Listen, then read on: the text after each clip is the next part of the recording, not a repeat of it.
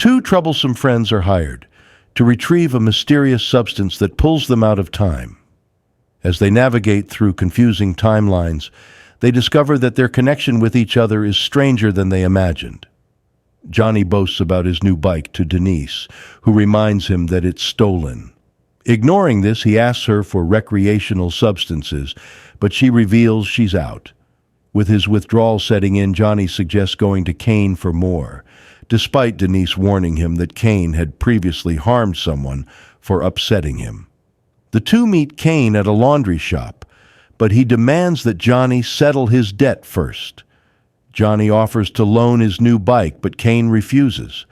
Instead, the dealer offers them a job to extend their debt deadline. Denise hesitates, but Kane intimidates her, causing her to storm off. Later, the friends discuss the job, with Denise still doubtful, fearing they could be robbing a lunatic. Kane soon arrives and instructs them to procure a bag from a house. The woman probes what's inside the package, but Kane refuses to explain, so she walks away. Kane grabs her and reminds her of their debt. Despite this, the woman refuses, so the dealer finally admits that their target is unhinged, but insists the job is a simple in-and-out procurement. Denise reluctantly accepts, and Kane adds that they can only get in and out through the bathroom window as the house is boarded up. He writes down the address, which the woman grabs before marching out. Before they leave, Kane advises Johnny not to partake of the crystals they'll find, explaining that the last person who consumed them disappeared and was later found in a textbook picture from the Gold Rush era. That afternoon, the two head to the address while Johnny talks about a man named Jazzo, who was arrested for tagging the Great Wall of China.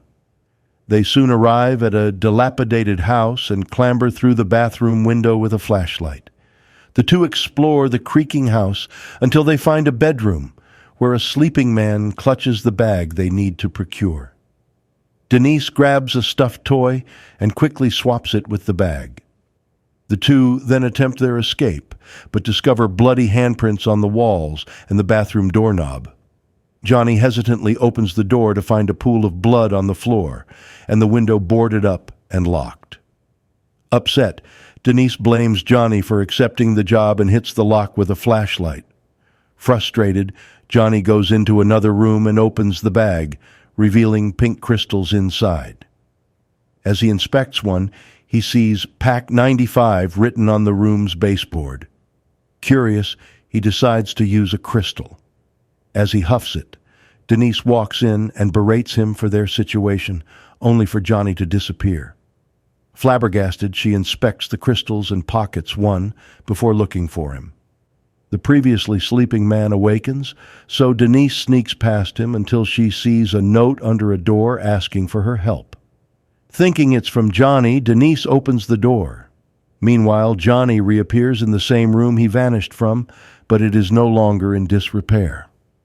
He steps into the hallway and finds a woman named Tracy preparing coffee. Johnny sneaks past Tracy and finds a 1995 calendar. Confused, he enters another room where he discovers a small pack of crystals and starts to prepare them. He also finds a police badge in a drawer, just as Tracy walks in and holds him at gunpoint. Johnny assures her he wants to leave, but she aims the gun at his chin.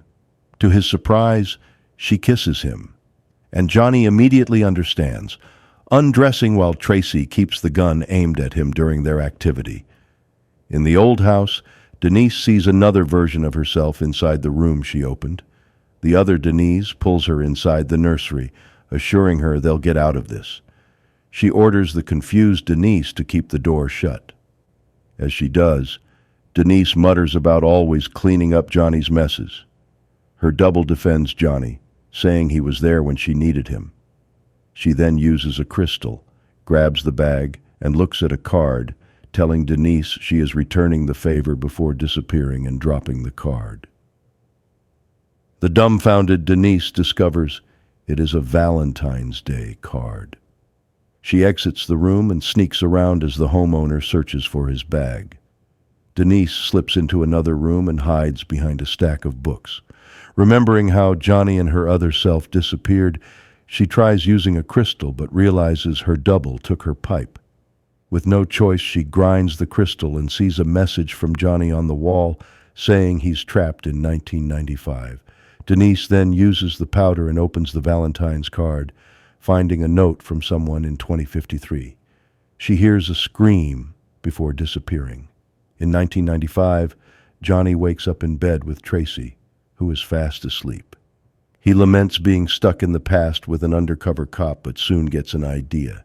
He sneaks out and writes a message on the wall, the same one Denise saw, and hides it behind a painting.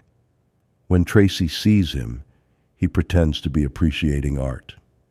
Gun still in hand, she tells him about her undercover mission, where she got close to a gang who put women's hands in blenders, and how she brought the gang down before they could get to her. She then tells him to grab a blender and join her in bed. Terrified, Johnny internally begs Denise to rescue him. Elsewhere in time, Denise appears in the house, now covered in plastic. An electronic voice chirps that someone will be excited she's here on Valentine's Day. Denise inspects a wall plastered with notes and pictures of several women, including herself. Appalled, she grabs the same Valentine's card pinned to it. The computer voice confirms it's 2053 before directing her to a small amount of the time travel crystal. Denise realizes the rest of it is in the present and decides to leave. However, the voice warns that it's dangerous outside due to high solar radiation and riots. Just then, a hooded man with a gas mask steps in. Denise demands to know what he wants and how the crystal works.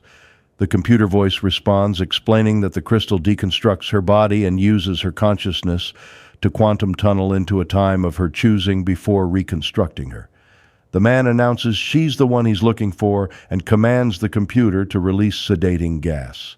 As the gas seeps out, she grapples with the man, manages to inhale the crystal, and kicks him back when he pulls her legs.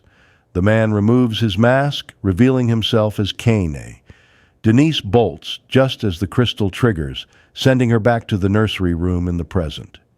However, present-day Kane is also there, confronting her with a knife. They hear another version of Denise in the bathroom at the time they initially tried to escape, revealing they went slightly back in time. Kane reveals that when the time crystals brought her to his home in the future, he knew she was the one he's been looking for. He traveled into the past and made her indebted to him. Denise assumes he will kill her, but he reveals he needs her to stay in the house forever. Confused, she asks about the crystal, and Kane explains it was developed by a company his brother worked for in 2050. His brother smuggled the stash, and Kane kept it after his brother got arrested. Still in disbelief, Denise calls him crazy, so he corners her with a knife. The lights flicker, signaling the moment Johnny accidentally traveled to the past. Kane threatens Johnny's life, prompting Denise to beg for his safety. Kane cryptically remarks that she shouldn't let her past dictate her future, and then leaves the room. Denise then reveals a notebook she stole from him. In the hall, Kane kicks the mysterious man, who is still asleep, ordering him to retrieve the bag before using a crystal to leave. Meanwhile, Denise writes notes in her notebook and slips them under the door for her other self to find. When past Denise opens the door, she pulls her inside, and the same events occur in the nursery until Denise uses a crystal to go to the past. In 1995, she finally reunites with Johnny, though she's confused by his cleaner look. Johnny explains that he's been living for months with a lunatic undercover cop, while Denise points out that he left her in the nightmare house and that she's come to rescue him.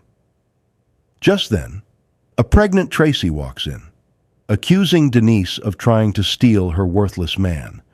Denise pauses, recognizing Tracy as her mother and horrified at the implications. Johnny remarks that this could have been avoided if Denise had come on the date he wrote, but she complains that his message lacked a precise date. She then realizes this is the year she was born, meaning Tracy is carrying her infant self and Johnny is her father. Disgusted, she swallows her revulsion and orders Johnny to leave with her. Tracy yells that he can't just leave her, so Denise sarcastically calls him Dad and commands him to say something. This makes Tracy realize that everything Johnny said about 2022 is true. Johnny expresses disdain that Denise has cop blood in her and doesn't want to be associated with anything police-related. Denise snaps back, calling him the father who abandoned her. Johnny defends himself, claiming he's been keeping tabs on her since they met. Still angry, Denise reveals that she knows he was arrested by an undercover cop and ratted on Jazzo, the man who tagged the Great Wall, making Johnny a traitor. In retaliation, Johnny reveals he knows Denise had a kid and hid her pregnancy under baggy jumpers.